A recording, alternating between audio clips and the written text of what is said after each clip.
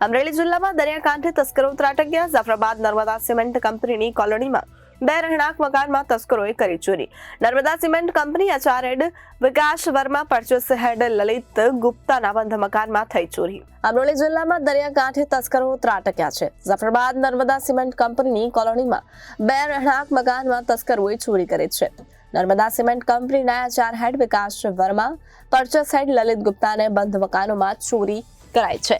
तिजोरी तोड़ी सोना चांदीना दागीना, विदेशी चलણી નોટ સહિત કુલ રૂપિયા 7,25,718 નો ઘરફોડ ચોરી થઈ છે।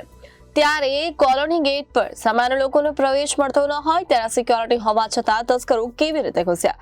જાફરાબાદ પોલીસ સ્ટેશનમાં ફરિયાદ નોંધાતા ડોગ સ્ક્વોડ, એલસીબી સહિતની પોલીસની ટીમ પહોંચી છે। ત્યારે ચોરી કરનાર અજાણ્યા ઇસમોને પોલીસની વિવિધ ટીમો દ્વારા પકડવાની કવાયત શરૂ કરાઈ છે। ગઈકાલના રોજ ફરિયાદી શ્રી અજીત કુમાર ચોબે ફરિયાદ નોંધાવી જાફરાબાદ ટાઉન પોલીસ સ્ટેશનમાં કે નર્મદા કોલોનીમાં આવેલ 2 બંગલાના તાળા તોડી અને કોઈ ચોર ઈસમે સોનાના દાગીના તેમજ વિદેશી ચલણી નોટો વગેરે રોકડ મળી કુલ રૂપિયા 7,25,718ની ચોરીની ફરિયાદ નોંધાવી છે। આ કામના ભોગ બનનાર છે લલિત ગુપ્તા અને વિકાસ વર્મા કે જેઓ ગત 9 તારીખથી લગ્ન પ્રસંગ સબબ બહારગામ ગયેલ હોય, અમને તેના મકાનમાં ચોરી થયેલ હોય।